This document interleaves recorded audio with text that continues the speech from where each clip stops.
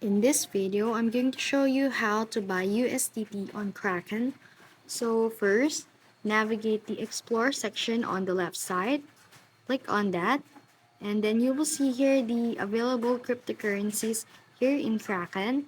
So since we are going to buy the USDT cryptocurrency, so select this search crypto and then type the USDT. And as you can see in here, this is the asset that we are going to buy.